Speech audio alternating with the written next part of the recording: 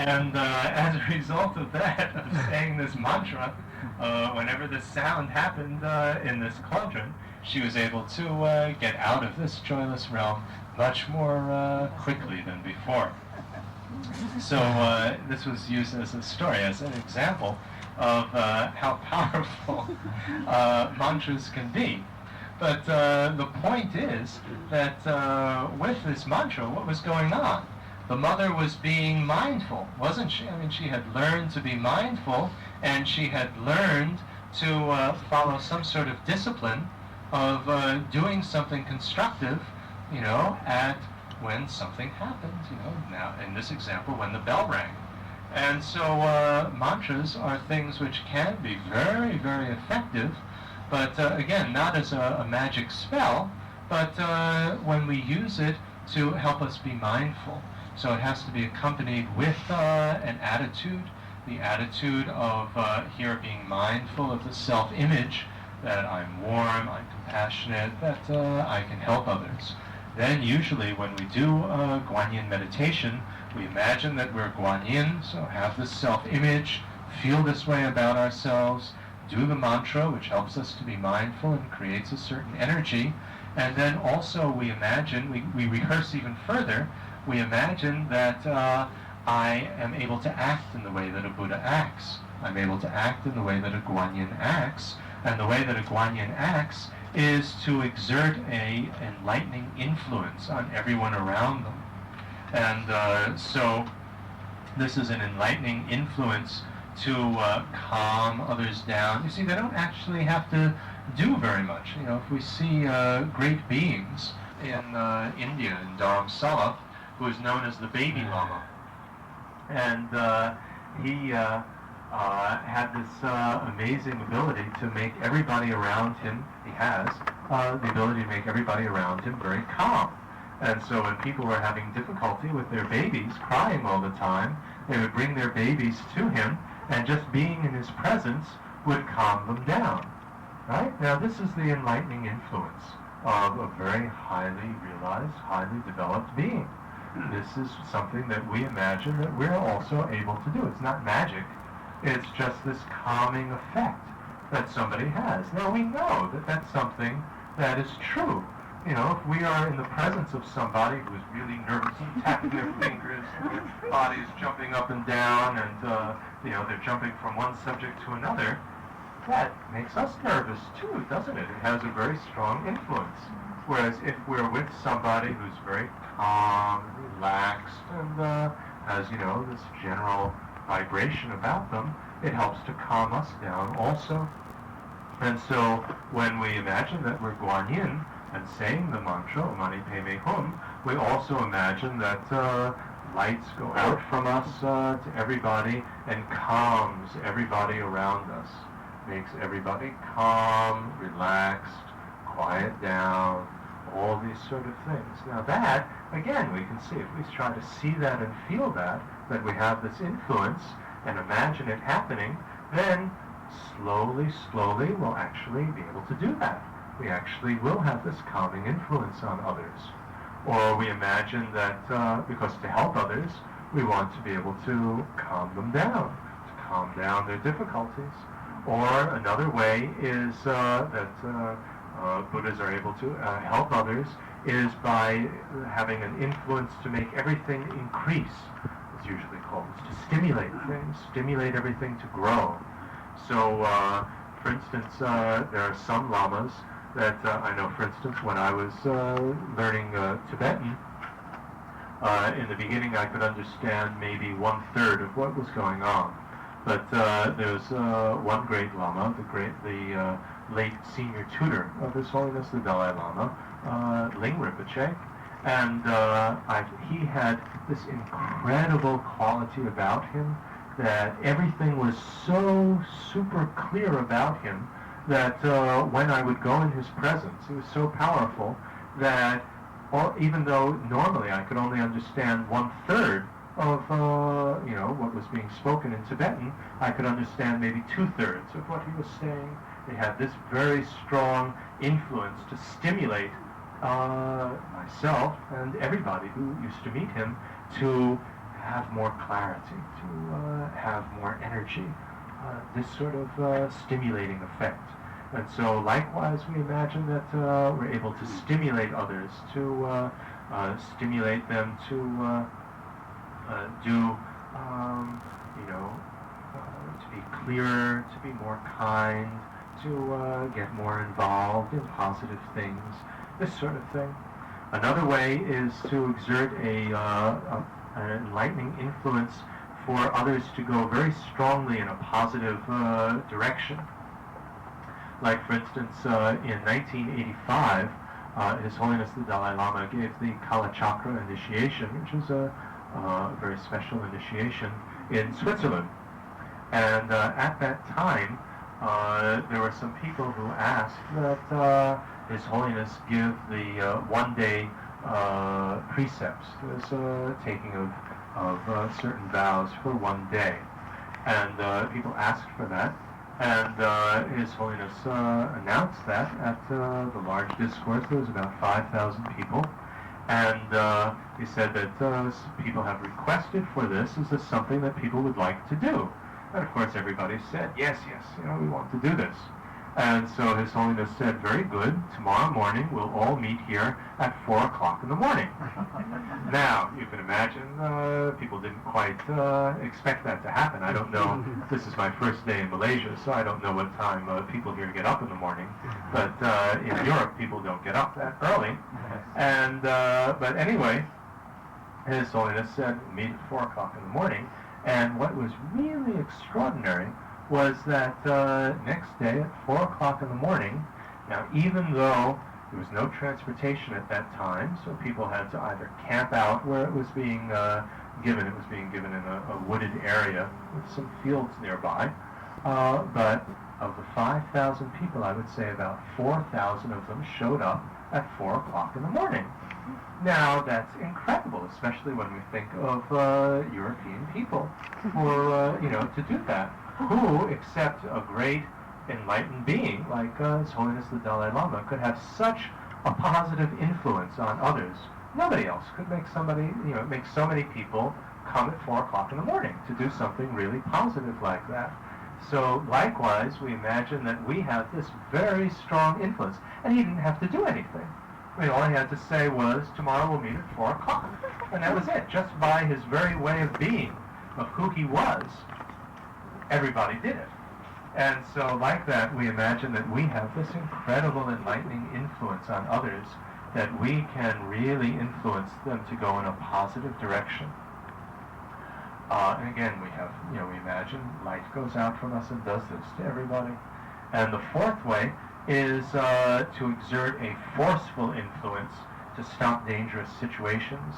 Like once I was in South India, again when His Holiness the Dalai Lama was giving an initiation, and during that time in the temple, all of a sudden a swarm of hornets flew into the temple, these large wasps that bite very badly.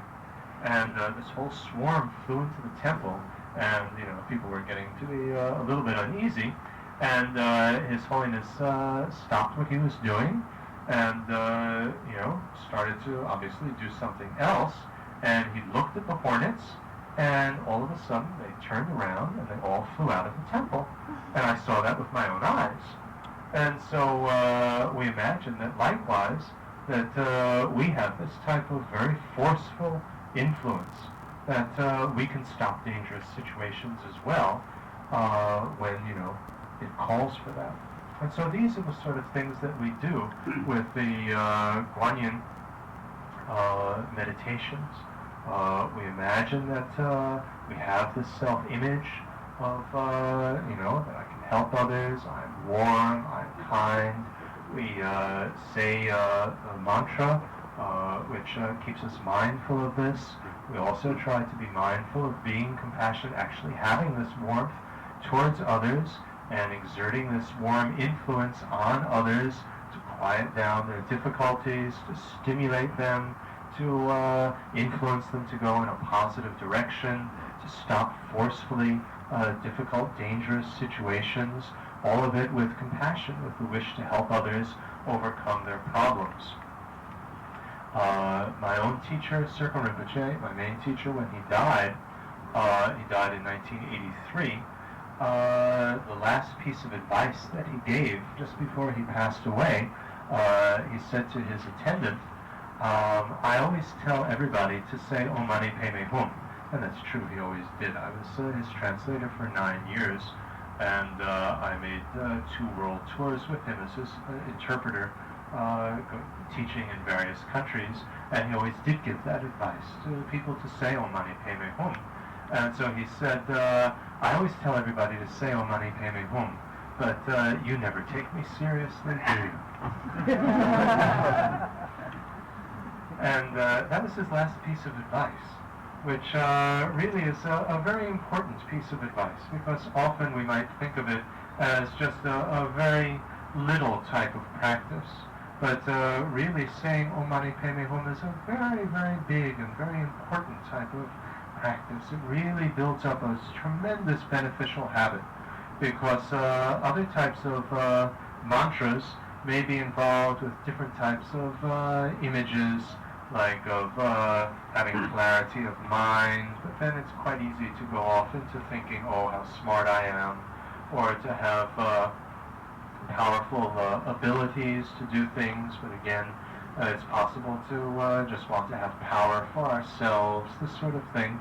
But Om Mani Padme Hum is with compassion, and if throughout the day we can have Om Mani Padme Hum going through our minds, it keeps us mindful of being kind to others, keeps us mindful of being warm and compassionate, so that we don't find ourselves just making an idiot out of ourselves in terms of yelling, in terms of being cruel, in terms of getting angry, something which is really something to protect the mind. That's what mantra means. It protects us from getting angry. It protects us from acting in a cruel way, because it helps us to be mindful all day long of being kind, of being warm. So it's something which is a very, very wonderful practice to do, and certainly what many great lamas all do. So that's what I'd like to talk about in terms of Guanyin, and now I'd like to open it up for any questions. The first question was shunyata, voidness and emptiness. This term beats me. Can you explain briefly in simple language? You explained that just now. Right. And second one was, the exact thing was, what is a mantra and how does it help me in my spiritual practice? This again has been answered. Mm-hmm. And I think the third one which we can ask on is relating to reciting in the mantra. Yeah. This person says that on and off he gets spells of being angry practice loses meaning in the mantra recitation. Other times he feels very nice and he practices for months. And suddenly it's like a great hindrance come to him and he just don't feel like saying mantra anymore or Right. So what's the reason for that? What's the reason for it? Or how do you deal with it? So whatever you can, that's the question you ask. Well, What caused him to be so maybe? Well, you see, our habits are very ingrained. You know, the negative habits that we have from many past lifetimes. And so if we've been angry, we find that we get angry. See, this is talking about karma. Karma is not fate, it's not destiny, as I said, but rather it's talking about impulses that come to our mind, for instance, to get angry. Right? That's karma. And so in the past, if in past lives and so on, we've always been angry, and in the earlier part of our lives as well, then we've built up a very strong habit of being angry. And so the impulse comes to our head very strongly to get angry, and then we act it out. I mean, of course, the big insight to get is that it's not necessary to act out every impulse that comes to our head. That's a big one. It's not necessary to say everything that comes to our head. A lot of things are very stupid, and a lot of things could cause a lot of trouble if we actually said them. Same thing, we don't have to actually do everything that comes to our head. You know, we might want to smack somebody in the face. You don't do that. I mean, They might, pull a gun and shoot you. So you have to learn to discriminate. And certain impulses are positive, others are negative. Certain are constructive, others are destructive. Certain ones are going to get us into a lot of trouble. Other ones are going to help things out. As human beings, we have the ability to discriminate, to see, and to choose. So anyway, because of these strong habits from the past, then even if we're trying to do some positive things, like say Om Mani Padme Hum, but as I was saying, not just say it, but have some warm feeling with it, still, the force of that could be quite weak. We haven't really done that for very long, whereas we've been angry for millions of lifetimes, and so that energy from the past, that habit, that tendency, that potential, can cause the impulses to come up more and more, still, as we're doing the mantra. But the thing is to not get discouraged by that, because the more that we build up the mantra and this attitude of compassion, it builds new habits. I mean, that's what meditation is, to build up more beneficial habits so that more positive impulses will come to our head. And then it's a matter of discriminating. Now, we can use a lot of techniques with that. If we find that we've gotten angry or discouraged, we don't want to say the mantra anymore, well, maybe we need to examine again our motivation of why we want to say the mantra. Basically, we look at our problems, and our problems are no fun. I certainly don't want to, my problems of being cruel, of being an angersome person, it just produces a lot of problems. I don't want that. And it's just going to I don't want things to get worse as well, because if I continue getting angry and being negative, then my whole family is going to get very resentful. There'll be problems in the family. In my business, everybody is going to, not cooperate with me if I'm such an angersome type of person. Customers won't come to my restaurant or to my store, because who wants to go to a place where somebody's angry and yelling? Nobody wants to do that. I mean, it doesn't help. Even the cat and dog will go away from us if we're angry. And so I don't want things to get worse, which they definitely will if I continue being angry. In addition, I don't want to have any problems at all. It's not just a matter of things not getting worse. Any level of being angry, any level of these sort of things, being cruel, is going to create problems. Then take it even further. It produces problems for others all around me. It makes my family, my friends, everybody else miserable if I'm always angry and cruel. And even more, it prevents me from being able to help others the best. Because if I'm angry, I don't even want to listen to them. I don't even want to see them. Just get out. I'm furious. How can I help anybody if I have that type of attitude? And so if we look at our motivation again, then we see, well, there is a reason to practice this. There is a reason to try to develop more kindness, more warmth, more understanding. And then it helps us to get back into doing the practice. But we have to be patient. Things don't happen overnight. It's not just, miracles like that. Our old habits are very deeply ingrained. It's going to take a great deal of effort and time to get it to the point where the energy behind it gets weaker and weaker, so that these negative impulses don't come rising to our heads so much, and only the positive ones do. Anybody else? There's a mic available to you. Use the mic. You mentioned something about the mic. I can use my voice. Can you hear me?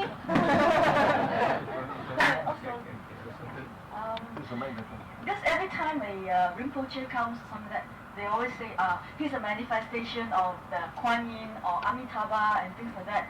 How do you explain this manifestation? And how does a person know he's a manifestation of Kuan Yin? Does the person say, oh, I'm a manifestation of so and so? Or they have certain signs? Well, in terms of manifestations of Guan Yin, there can be actual recognized manifestations. Like the two most common ones are His Holiness the Dalai Lama and His Holiness the Karmapas. Those are the generally accepted as the manifestations of Guan Yin. But when we speak on another level of saying, oh, this person is a manifestation of Guan Yin, or this or that, this type of Lama or that type of Lama, this I think we have to think more in terms of, rather than them being a manifestation of a specific Buddha, but rather as a manifestation of compassion, so that by their way of being, by their way of acting, their attitudes and everything, they are embodying compassion. And by embodying compassion in that way, then on that level they are a manifestation of Guan Yin. But we shouldn't, because otherwise it becomes just too weird. That, well, everybody's a manifestation of everybody. And so how do you know? We know through the way the people are. Are they really compassionate? And that doesn't mean just compassionate 1 hour a day, or compassionate when they can get money from people. It means being, really wishing for others to be happy, which includes our enemies, which includes obnoxious people, which includes everybody, everything. And really, is that their total thought that pervades every moment of them. And that's something that we can judge, we can see. Right. I mean, I ask this question because the lady says, Mr. Wong, if you don't ask this question, I'll be very, very disappointed. She spoke half an hour, so I summarized it. Blackmail. It's a long question, a page long, so anyway, I summarized it. Obviously, she's a Christian. She said, creation by God is taught by all other religions. It is therefore easy to understand and to accept, as well as helping the followers to develop faith and devotion in this great God. But the Buddha denied the existence of God and taught that life is beginningless. Surely, for everything, there must be a beginning, even life. My second question relates to this line of thought. Does this also prove that the founders of all other religions, like Jesus Christ, etc., are teaching falsity, or that they were also ignorant people? Ignorant people, unaware of the fact of what the Buddha has taught. Well, first of all, about a creator God. There is, see, some people seem to have an objection to beginninglessness, right? If we say that the mind stream or these sort of things have no beginning, the universe has no beginning, that, you see, the description of the universe in Buddhism is that it goes through cycles. There are many different universes, not just one universe. There's a period of time in which everything is empty, which means that things just exist in potential form, or there's two explanations, that it's the situation in which the subatomic particles are not held together, the forces aren't operating.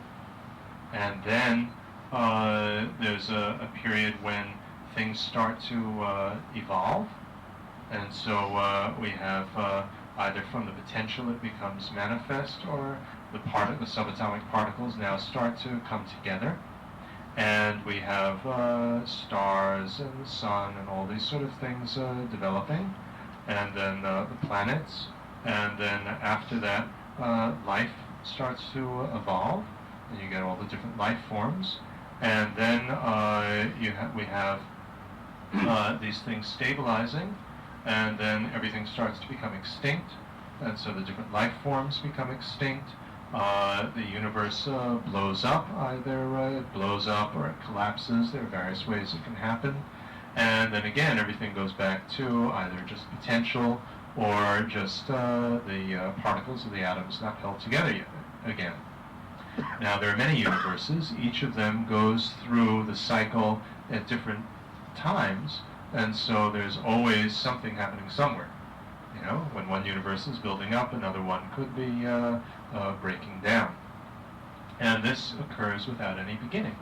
Okay, so this is the Buddhist explanation. And the forces that are in operation with this are the forces of the karma, which is the impulses of energy associated with the mind streams of all the beings in that. That this is what's creating the various energy of everything happening. Okay.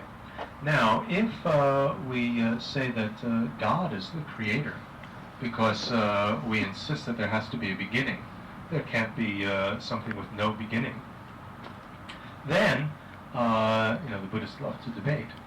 And so the debate back would be, well, who created God? Right? Now, if we say, well, the only answer that we can give in Christianity is that God is eternal. Right? Nobody created God. What does that mean? That means that God is without a beginning. So we've come to the exact same conclusion that there's no beginning. Right? Either there's no beginning to God or there's no beginning to the universe. But in either case, there's no beginning. And so everybody accepts that there's no beginning. Now, are these people wrong? The second part of the question, are the teachers wrong in terms of are they the creator?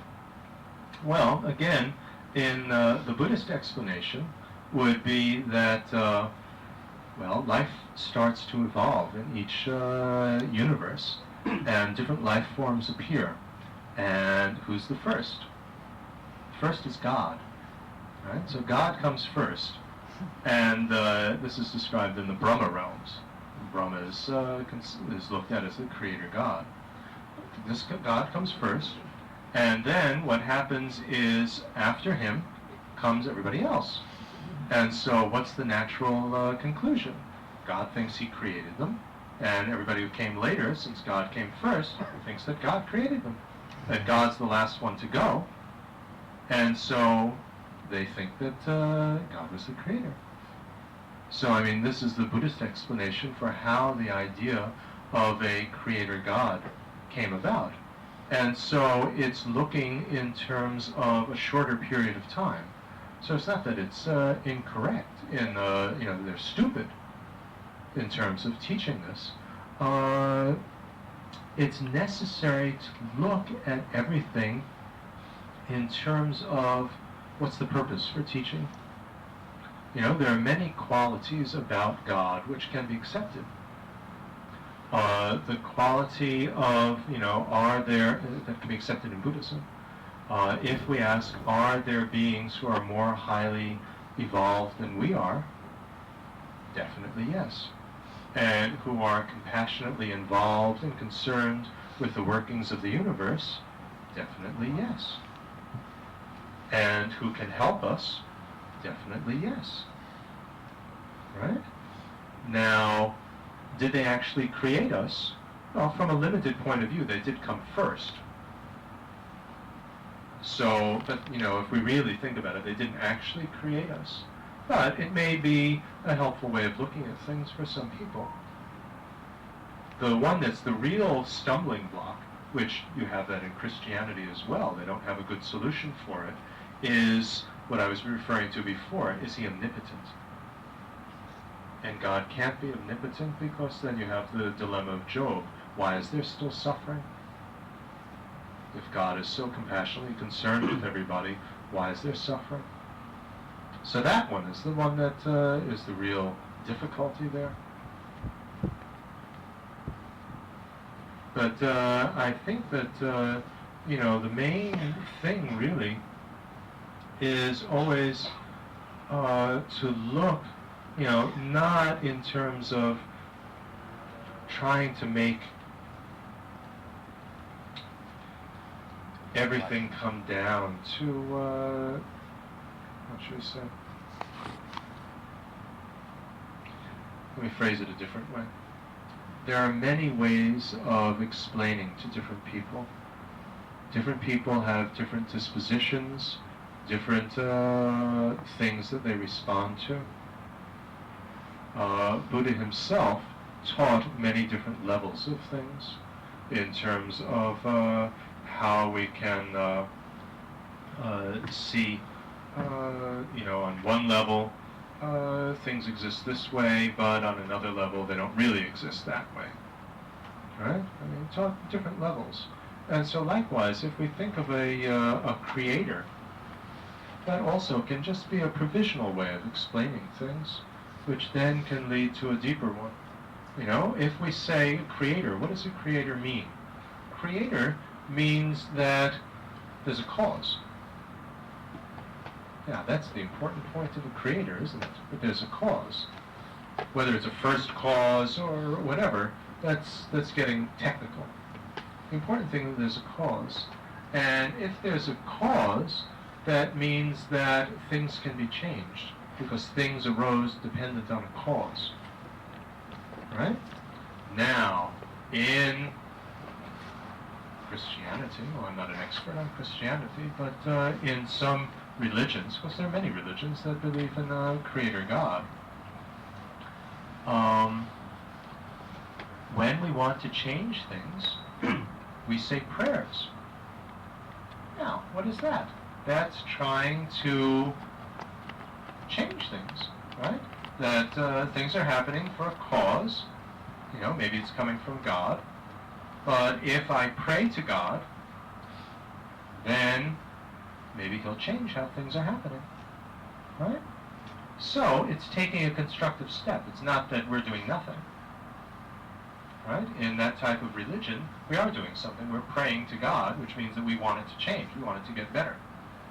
Okay, now the mechanism with which we understand how it operates is a very, what shall we say, a certain level, which is the level of, well, all I have to do is ask and then it will be granted to me.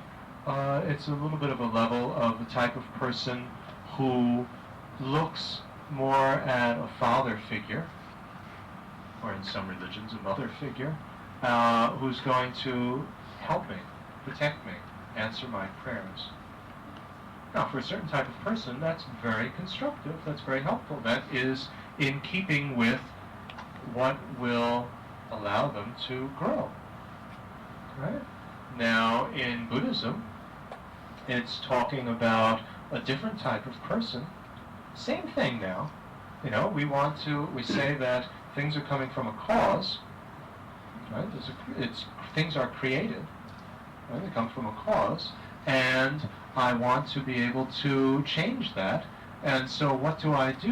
I ask for inspiration.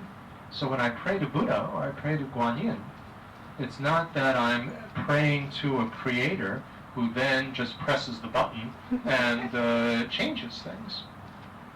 Right? What we're doing is we're asking for inspiration so that we can change them. Asking for inspiration so that more positive energy comes within the situation, but then we have to actually do something. This is a historical problem. Now, the historical Buddha Gautama is the authority for Buddhism. I suppose I'm right by saying that. Now, the Theravadan Buddhist maintains that the Pali Canon is the true teaching, because historical research shows that the Pali Canon represents the actual words spoken by the historical Buddha. Now, the Mahayana Sutras came later and is considered a deviation. Of course, this will put the Mahayanist Buddhists at a disadvantage. Now, how do we solve this dilemma? Can you answer that?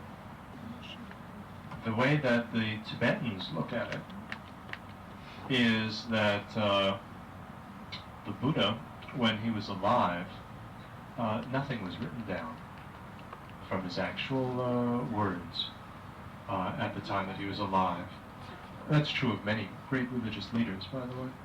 And it was only after he passed away that then a council was held of his followers, the main disciples, and then they recited from memory his various teachings, sutras, and so on, and they wrote it down. And they wrote it down there were various languages at that time. Pali was one of them, but there were in other languages as well. Now, the Tibetans explain that the Buddha taught many things.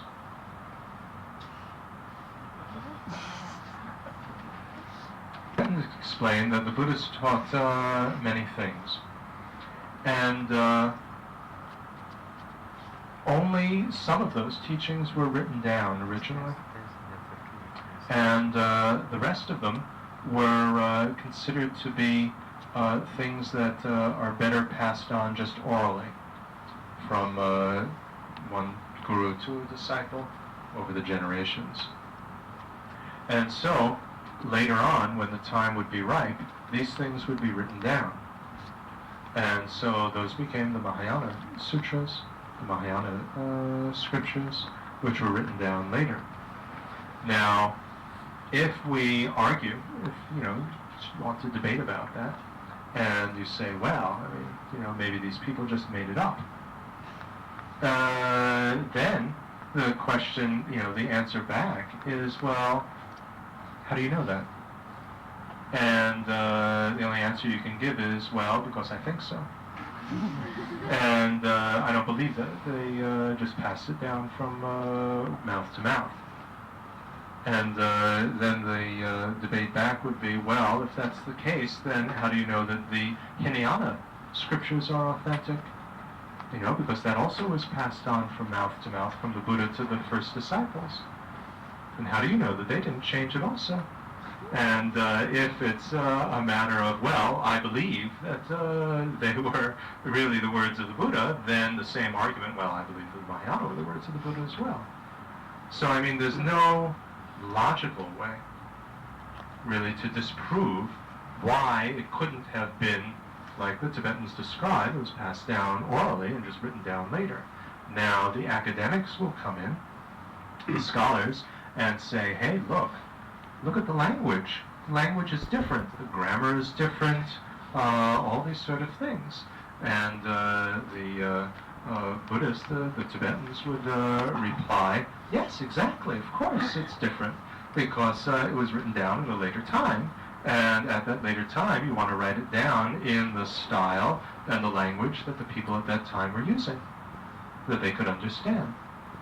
So that's the explanation that the Tibetans give. All I can do is repeat it. Notice this Tibetan Tantra, they have a lot of this sexual imagery, which seems to conflict a lot with basic Buddhist teachings. Can you enlighten us on this? Right. This imagery is exactly what you call it. It's imagery, which means that it stands for something that's symbolic. It's not meant to be taken literally at all. And so what it stands for is, remember I was saying that we want to achieve both the body and the mind of a Buddha. And the method, the technique for doing that is method and wisdom. Method is to reduce the body, wisdom is to reduce the mind, and you need these inseparable in one package, because you can't have a mind without a body or a body without a mind. And so to represent that union of the body and mind, which is representing the union of method and wisdom, it has this sexual imagery. It's just symbolic. And it's likewise trying to speak in an idiom at the time when those were written down that people would respond to. But it was never meant to be taken literally. What kind of existence is found in Nirvana? Is Nirvana means further existence or just pure mystical experience? Right. What type of existence is in Nirvana? Well, pure mystical existence, which is one of your alternatives, I don't really quite know what that means. Nirvana is, well, there are various descriptions, obviously, of it. Like we were saying, if you look at the Theravada and the Mahayana descriptions, they're slightly different. In the Theravada, it's saying that the main thing that, the view of the Buddha as well is quite different. The view of the Buddha is a Buddha, first of all, there are 1,000 Buddhas of the world age. And these 1,000 Buddhas are the ones who are going to start universal Buddhist religions, not just any religion. I mean, we're not talking about Jesus or Muhammad, we're talking about Buddhist religions, and there are 1,000. Now, all those places are taken, right? There are 1,000 individuals who have said, I'm going to be number 347, or whatever number. So all the places are taken. Now, therefore, it is not really practical to work in the present world age to become a Buddha, right? So, they will accept, of course, that people do become Buddhas, because otherwise how do you get a Buddha? And so Buddhas come from bodhisattvas. But what's practical for now is let's just become an arhat. Let's get out of our own problems ourselves, because that's what is practical, what can practically be done. Okay. Now, for this type of person, this is how the Buddha explained. And this type of person then would be very strongly motivated to get out of their own problems and to gain nirvana. Nirvana is a state of release. That's release from troubles. Right? We have uncontrollably recurring type of problems, that's samsara, of having bad relationships with others, of dying, being reborn, and getting sick, and all these sort of things. And we want to get out of all of that, these uncontrollably recurring problems. So, for that type of person who, you would explain, whose main focus is to get out of their problems, you would explain, well, that's excellent, perfect, because it's the realistic goal that you can work for now, so go for it. And for that type of person, Buddha explained that when you achieve nirvana, then you're released from your troubles, and when you die after that, then that's called parinirvana, and your mind stream ends, finished. Right? Now, so in that type of explanation, once you've achieved parinirvana, then, it's like a candle being extinguished, it goes out. Now, for a certain type of person, that's very inviting. A person who's so overwhelmed with their own problems, then, because the Buddha explained that everybody has to do it for themselves, which is true. Buddha can't pull out people's problems like pulling out a thorn from somebody's foot. The Buddha said that. So this is a very skillful technique and a very skillful description of what nirvana is for a certain type of person. Now, in the Mahayana, the Buddha explained that, yes, it's true that there are only 1,000 Buddhas of the world age. However, those are just the ones who are going to start universal Buddhist religions. There are lots of others as well. So, in fact, you can become a Buddha. It is practical. Not that that you can become a Buddha, right? That's practical. It's not just that there's only 1,000 places, 1,000 possibilities. So, for this type of person, then Buddha explained that, when I said there were only 1,000, I only meant that in the sense of starting universal Buddhist religions. There are lots of others.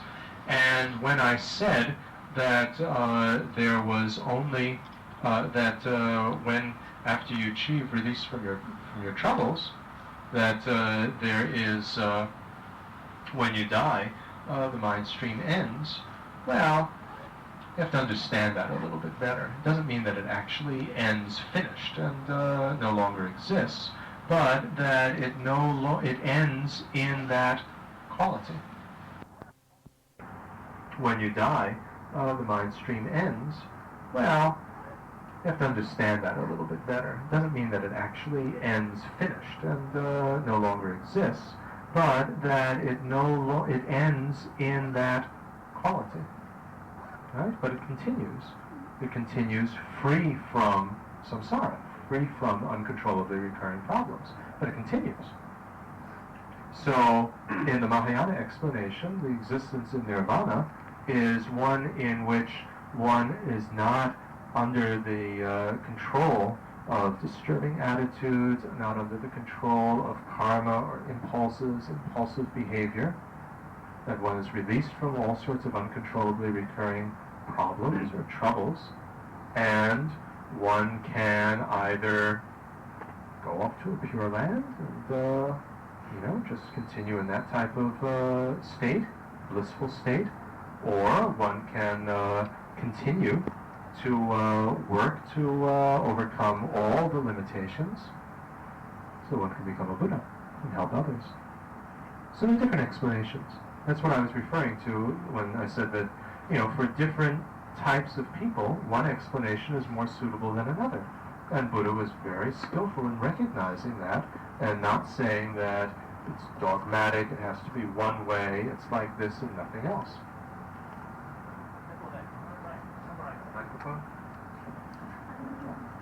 Therefore, am I right to summarize it quickly? Yeah. That it means further existence. Further existence, but in a different quality. Yeah, but then if it's further existence, that means there's some kind of attachment is there. No. What you want to end is this uncontrollable grasping for, I have to have a body, I have to have these sort of things to maintain my identity. Right? This type of grasping and clinging which produces all our problems. But that doesn't mean that we don't continue. I want to have a body. I want to appear in various ways in order to be able to help others. Right? That's not grasping. Okay, second question. Then quickly then, what happens a saint after death? A saint. What dies after death? A saint from what tradition? S-E-I-N-T. You're referring to Christian saints? Yeah, Or a Buddhist saint? Or, I don't know how you're using the word. I don't know whether there's a Buddhist saint so far, but I've not come across whether there's a Buddhist saint. Well, you see, saint is just a word. So I don't know, who, it's a name or a title that you could give to certain people. Are you talking about someone that's recognized by the Pope in the Vatican as a saint? Or are you talking about saint in a more loose, broad way, referring to someone who really dedicates their life to helping others and does something really quite extraordinary in terms of helping others? Usually it's sacrificing their lives. If you're referring to that, then it depends on what level they're at, doesn't it? But they would continue. Someone like that, in Buddhism, they would talk of as a bodhisattva. And a bodhisattva continues to appear in whatever form is going to be helpful. Well, it depends on what level the bodhisattva is. Either they have control over it or they don't. But in any case, they're going to want to appear in a way that can help others. Now, there are certain situations in which, in order to help others, it might be necessary to kill. Now, the classic example is from a Janaka story, a previous life story of the Buddha himself. The Buddha was a captain of a ship, and there were 500 merchants on the ship, and there was an oarsman who got a bit crazy and was going to kill all 500 merchants. And the Buddha saw that the only way, that there was no way to stop him unless he killed the oarsman himself. And so the Buddha did that, and he did it knowingly and taking full responsibility and saying, killing is a destructive action, I'm willing to be reborn in a hell as a result of that, in order to save these 500 merchants and also to prevent this oarsman from getting a worse rebirth because of killing the 500. And so with that motivation, that bravery, I mean, this is what a bodhisattva does. It says that the negative action of killing is negative. Right? There's no two ways about that. Motivation, though, could be very positive. I am going to do this. I'm willing to accept the consequences of it in order to help others. Then one kills, and you should be fully, prepared to accept the consequences. Now, the consequences, because of the motivation, you see, the motivation will have a different consequence. Because of his motivation, they speak about how the Buddha had built up positive potential or merit over 3 countless eons. This was what took him to complete the first countless eons. So it was a tremendous positive act that he did. But the negative action of it, so the motivation resulted in a positive thing. The action of killing, however, resulted, now it would have to produce some problem, but because of the positive motivation, it would produce a much less severe a problem. And so later on, Buddha had a splinter, which he explained that this came as a result of the negative act of killing these oarsmen. So, if in dealing with these various, insects and so on, if our motivation is one of, I'm not at the stage where I can, tolerate everything and whatever. If my motivation is to help others, or even if it's to help myself, with the idea that then I'll be in a better position to help others, not just because I want to save my skin, but I don't want to get sick because I want to use my precious human life to help others. Then in that situation, we might decide that we're going to kill the insect, or the insects, or whatever it is. But it has to be with the total, 2 attitudes. One, that wish the insect better luck next time, right? Which is having compassion for the insect and, wishing it well, not doing it out of anger and hatred. And the second is total willingness to accept the negative karmic consequences of it. But it's a very delicate issue. It's very difficult. I think the best bet is to get a mosquito net.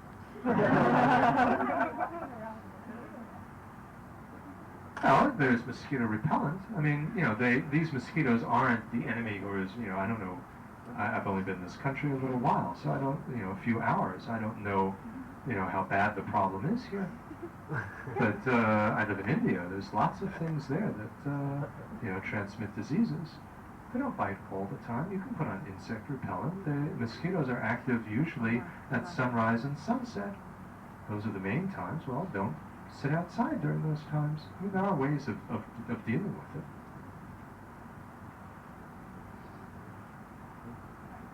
Yes? Okay. One question.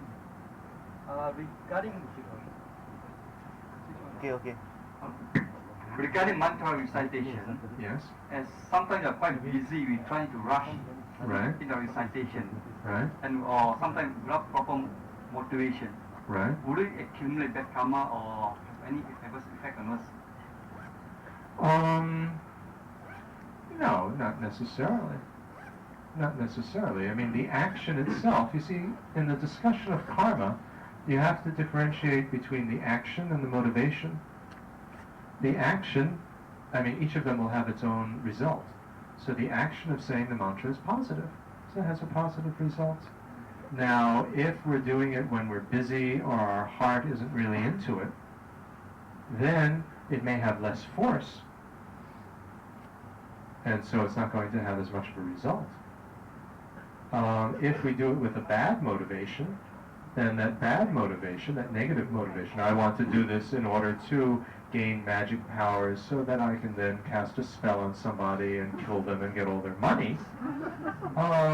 If that's our motivation, then obviously that's something which builds up negative potentials. So it depends on the motivation, but often we're in a hurry. The thing is that with mantras, it doesn't matter. Because you can do a mantra anytime. You don't have to sit down. You don't have to sit down in a quiet place and do mantras. I mean, what are you doing with the voice in your head when you're going to the toilet? What are you doing when you're driving, when you're walking down the street? When you're doing anything. We have lots of time. We don't have to keep count. I mean, that's silly. Just do it all the time. Okay, we have time for 2 more questions only. Doctor, on the meditation on emptiness, it Yeah. is said that there is an inseparability between nirvana and samsara. Could you please elaborate on that? Okay. Inseparability of samsara and nirvana is referring to how we have there's various levels of consciousness and or mind and levels of energy, levels of body. I'm sorry.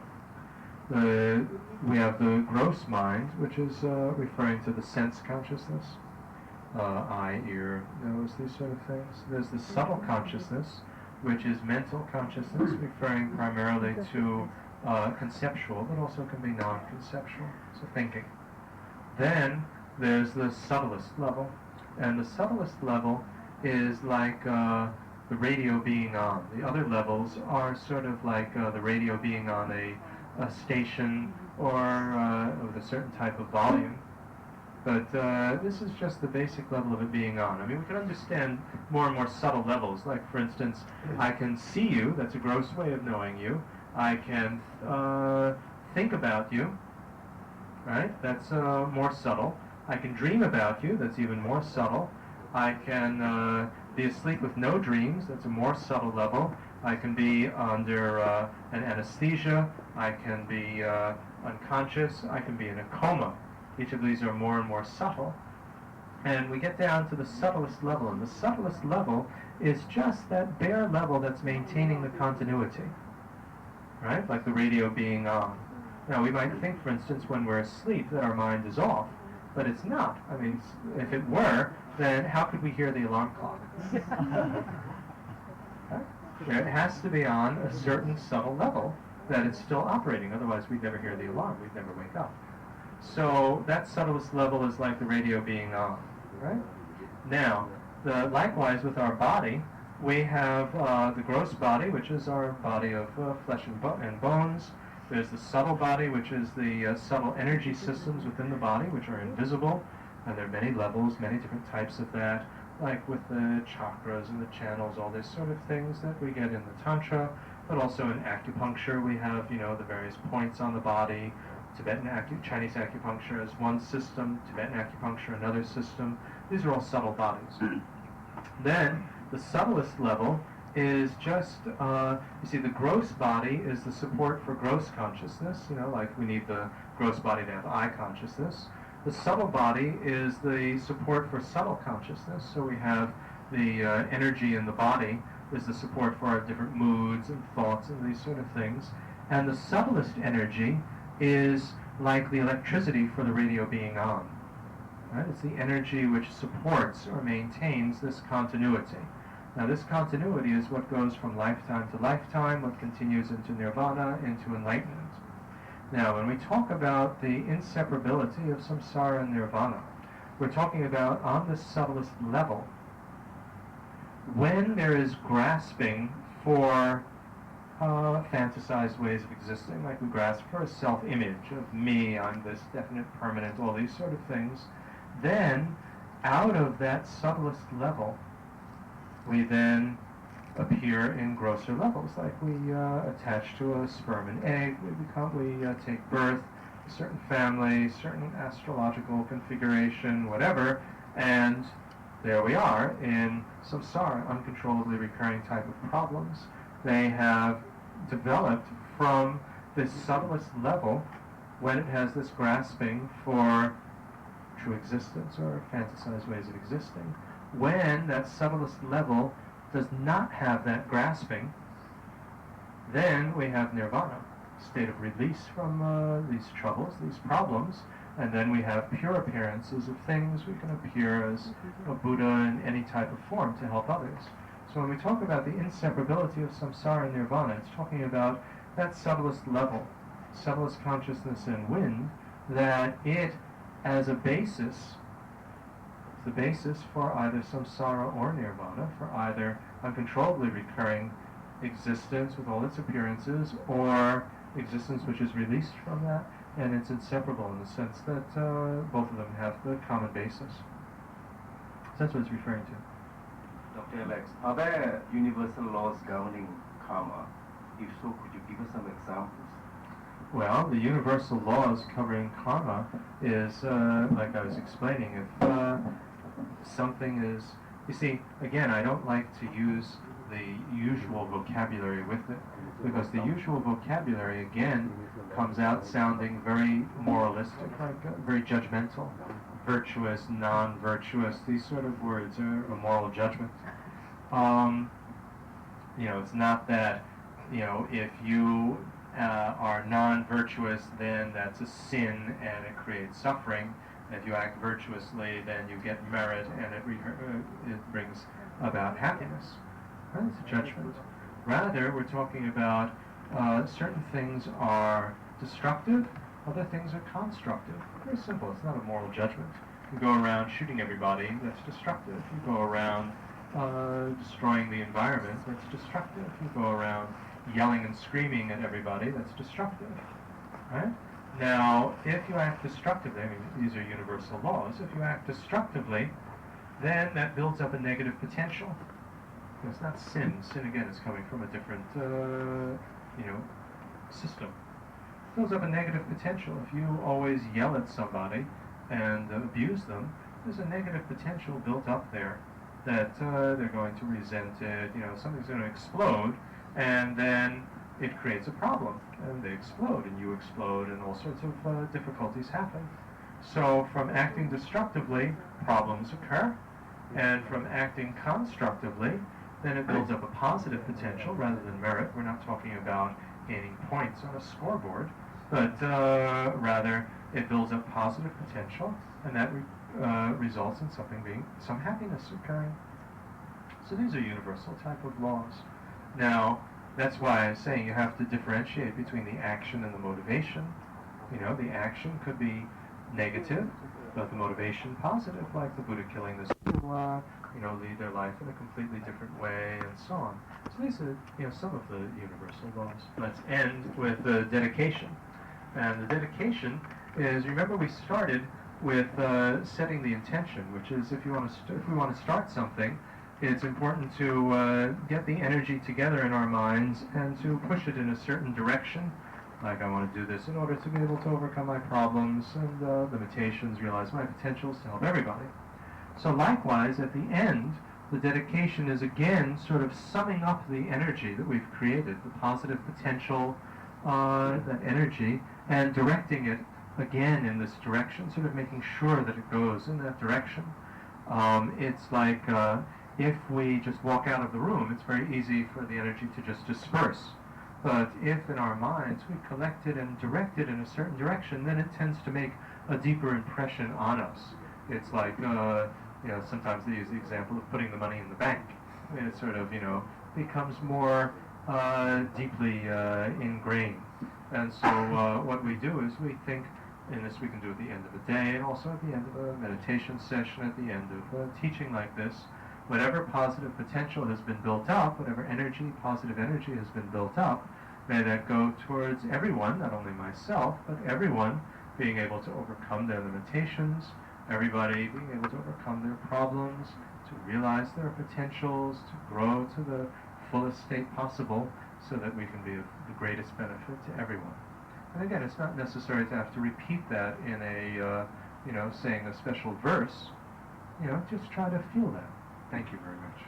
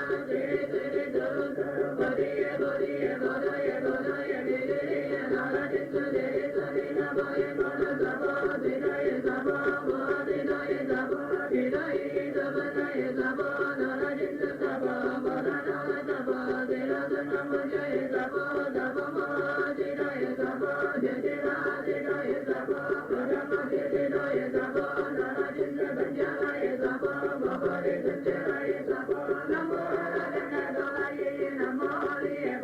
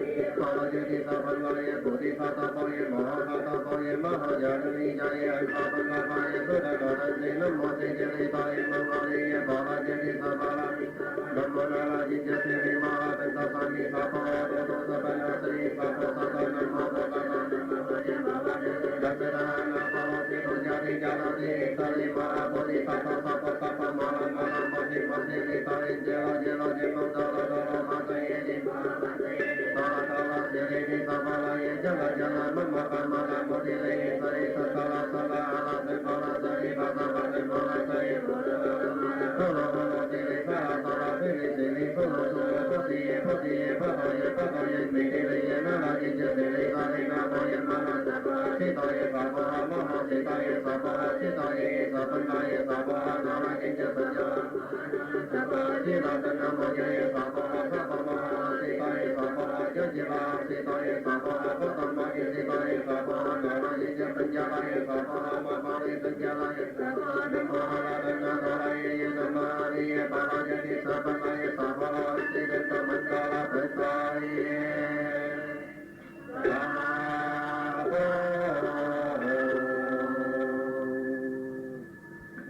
Recitation of the Prajna Parimita Hridaya Sutra, the Heart Sutra 3 times.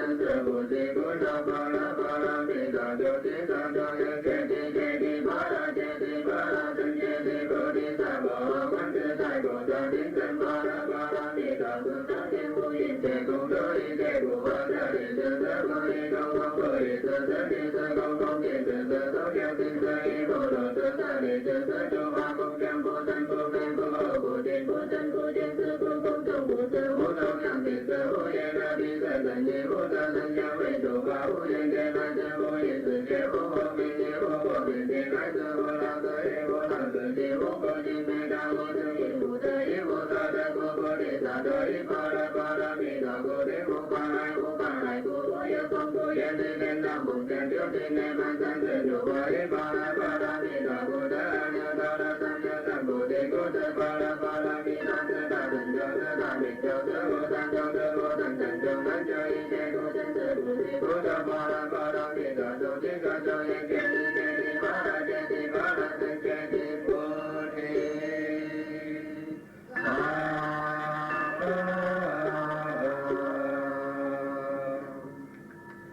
Reciting the spirit mantra for rebirth into the Pure Land, Wong Sang Chang, 9 times for the benefit of Mr. To, who passed away today.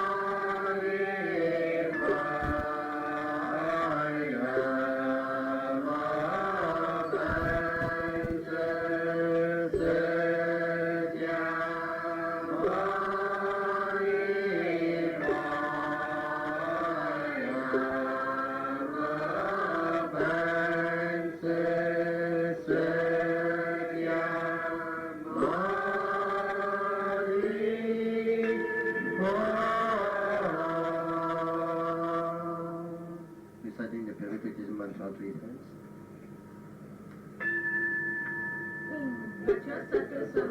Manupalaya, Vanasato Tilipava, Ikadido Mebava, Sukaya Mebava, Subhakaya Mebava, Anurata Mebava, Savasidi Mebayata, Savakama Suchame, Chitan Sriya Kuru, Mahakaho Bhagava, Savakadakata Vasama Menucha, Vajabhava Mahasamaya, Sarva Ahobe, Vanasato Samaya, Manupalaya, Vanasato Tilipava, Ikadido Mebava, Subhakaya Mebava, Subhakaya Mebava, Anurata Mebava, Savasidi Mebayata, Savakama Suchame, Chitan Sriya Kuru, Mahakaho Bhagava, Savakadakata Vasama Menucha, Vajabhava Mahasamaya, Sarva Ahobe, Vanasato Samaya, Manupalaya, Vanasato Tilipava, Ikadido Mebava, Subhakaya Mebava, Subhakaya Mebava, Anurata Mebava, Savasidi Mebayata, Savakama Suchame, Chitan Sriya Kuru, Mahakaho Bhagava, Savakadakata Vasama Menucha,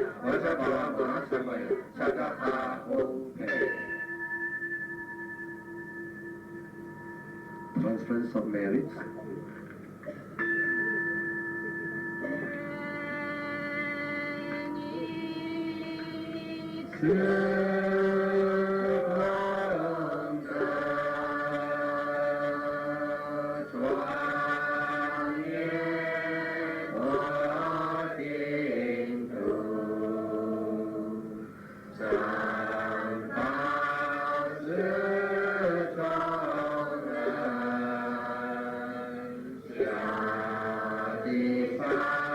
Santo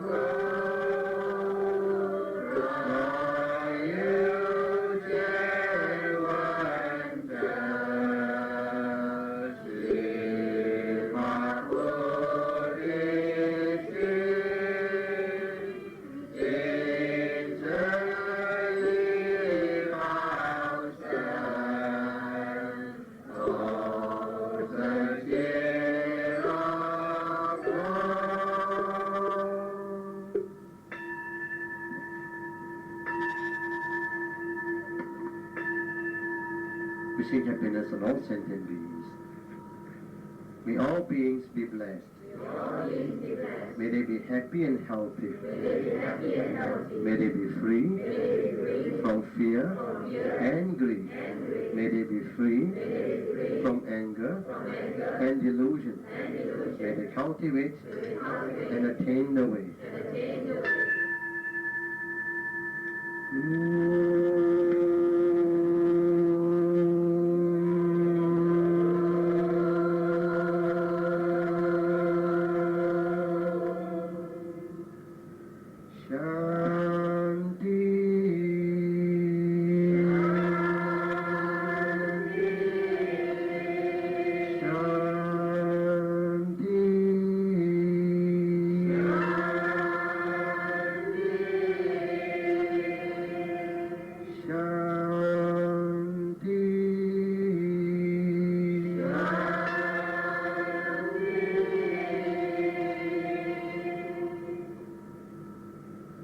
We sit in meditation for a minute to absorb the energy created.